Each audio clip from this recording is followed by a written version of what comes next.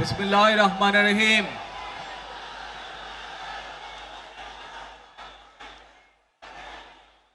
প্রিয় বাংলাদেশ, উপস্থিত প্রিয় মুরব্বীবর্গ, মঞ্চে উপস্থিত জাতীয় নেতৃবৃন্দ, আমার সামনে উপস্থিত প্রিয় ভাই ও বোনেরা এবং মিডিয়ার মাধ্যমে সমগ্র বাংলাদেশ থেকে যারা দেখছেন এই অনুষ্ঠান, প্রিয় ভাই বোনেরা, প্রিয় মা বোনেরা, আসসালামু আলাইকুম। প্রিয় ভাই বোনেরা, আজ প্রথমেই আমি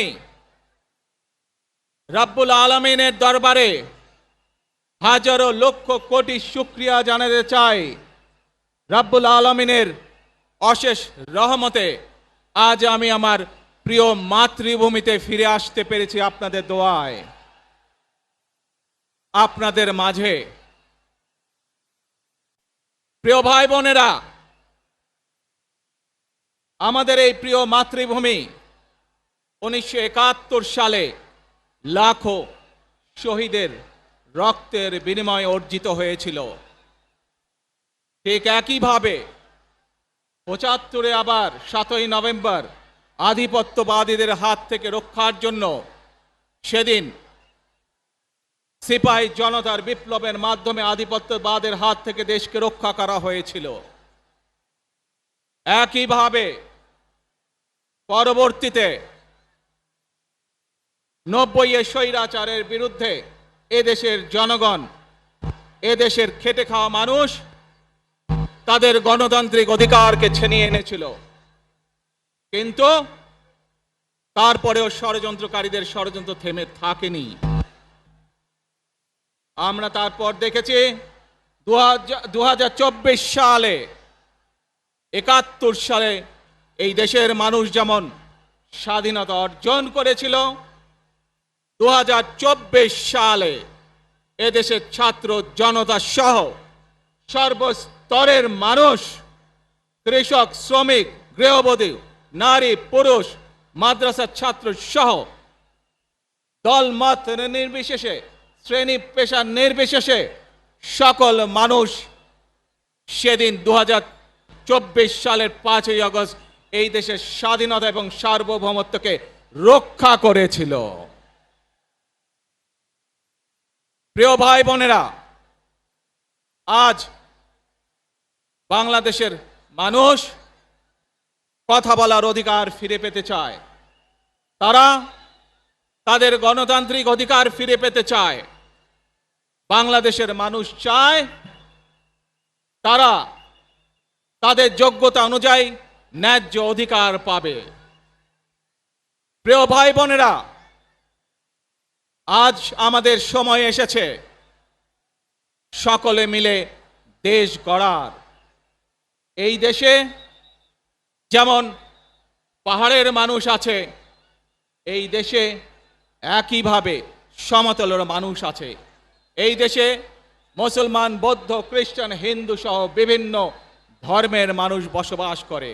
আমরা চাই সকলে মিলে এমন একটি বাংলাদেশ গড়ে তুলব আমরা, যেই বাংলাদেশের স্বপ্ন একজন মা দেখেন, অর্থাৎ একটি নিরাপদ বাংলাদেশ আমরা গড়ে তুলতে চাই। যে বাংলাদেশে একজন নারী, একজন পুরুষ, একজন শিশু যেই হোক না কেন নিরাপদে ঘর থেকে বের হলে নিরাপদে ইনশাআল্লাহ ঘরে আবার ফিরে আসতে পারে। প্রিয় ভাই বোনেরা, এই দেশের জনসংখ্যার অর্ধেক নারী, 4 কোটিরও বেশি তরুণ প্রজন্মের সদস্য, 5 কোটির মতন শিশু,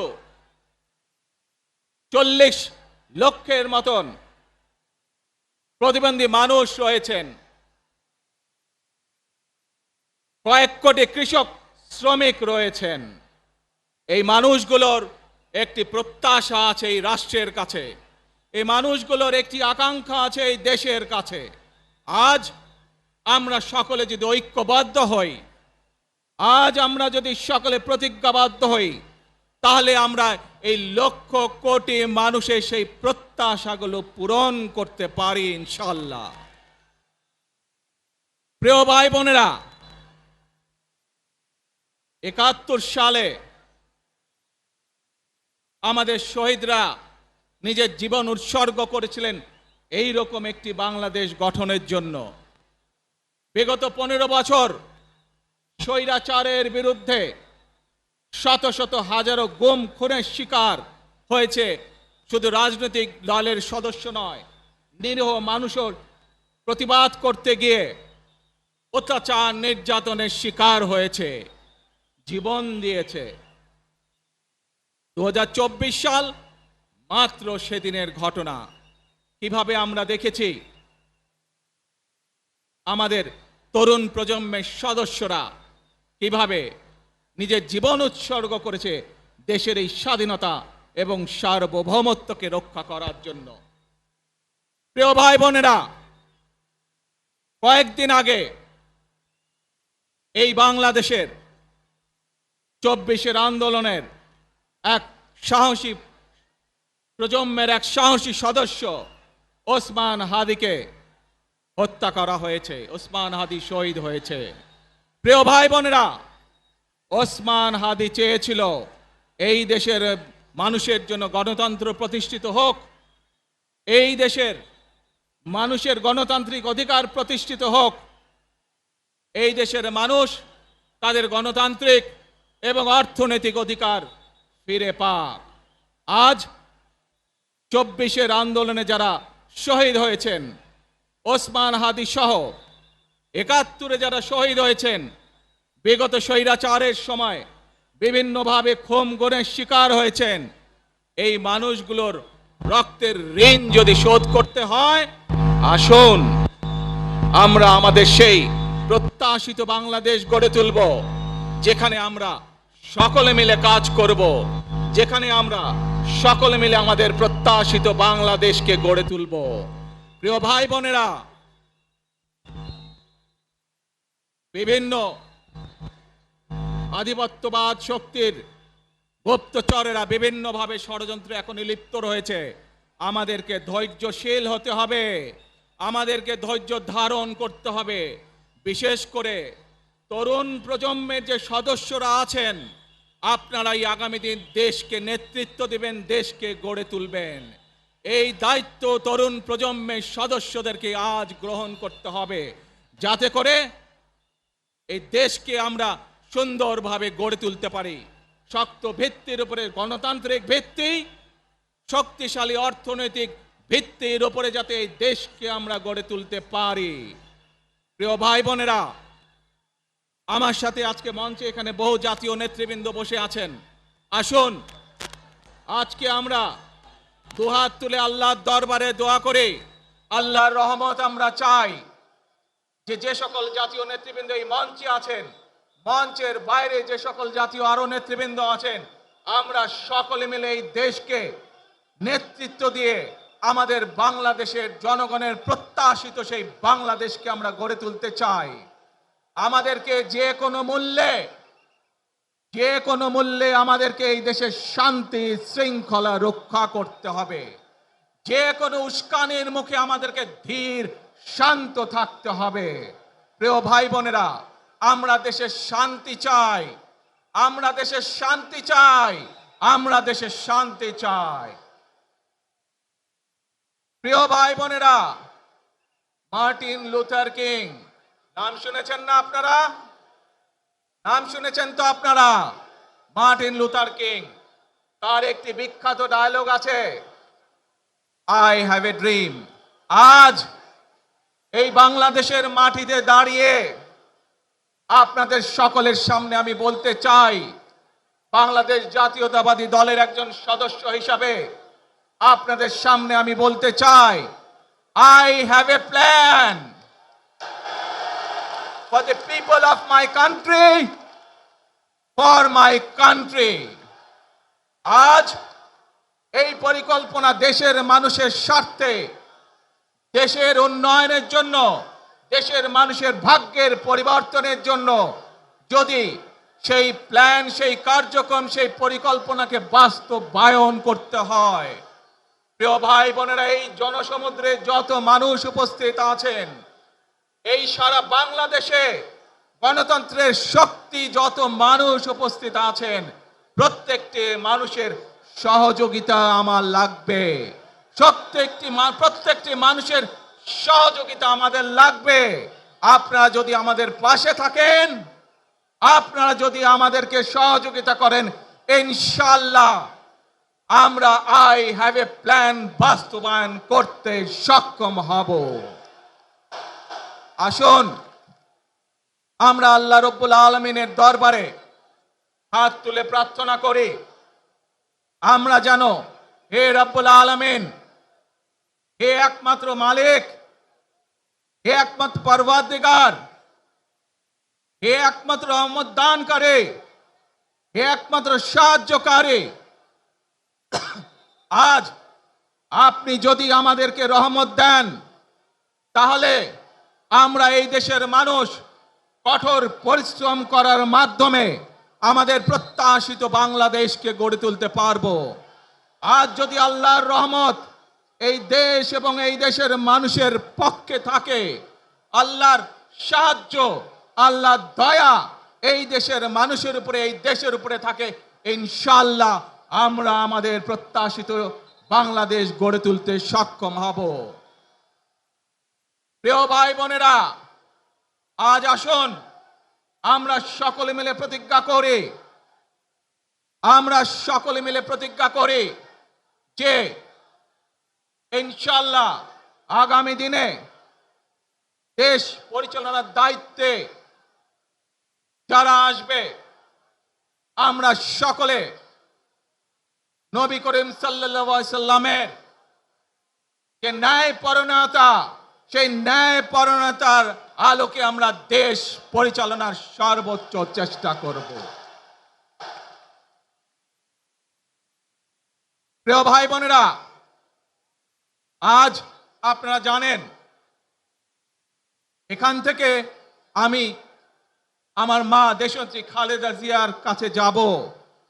একটি মানুষ, যে মানুষটি এই দেশের মাটি, এই দেশের মানুষকে নিজের জীবনের থেকেও বেশি ভালোবেসেছেন, তার সাথে কি হয়েছে আপনারা প্রত্যেকটি মানুষ সে সম্পর্কে অবগত আছেন।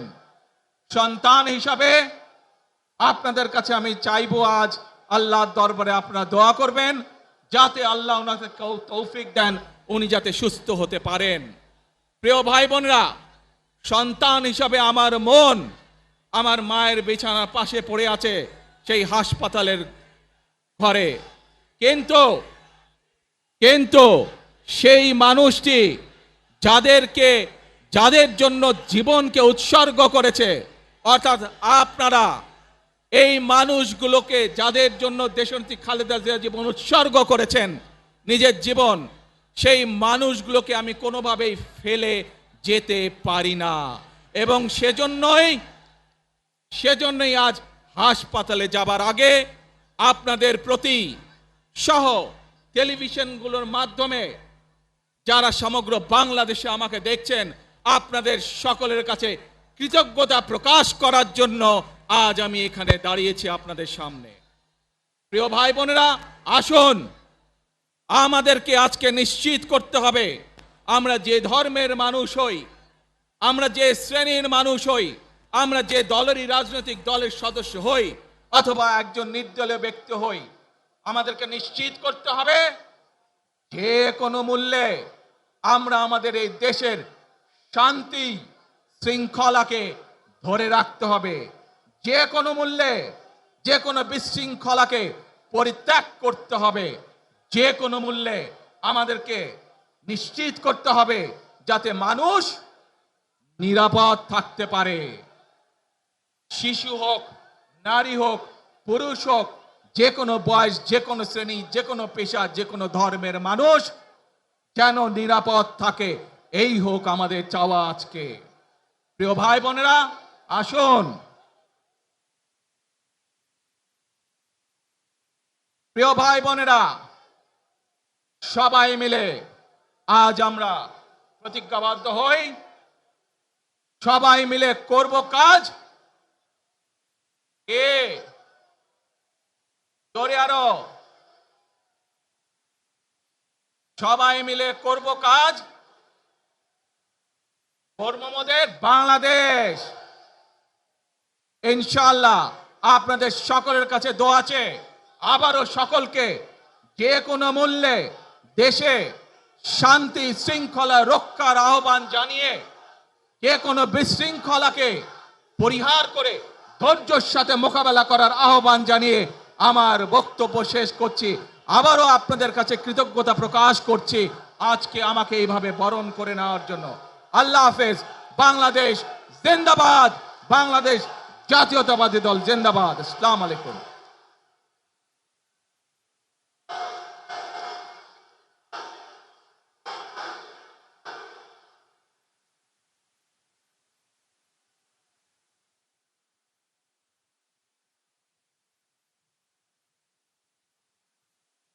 আমরা আজকের এই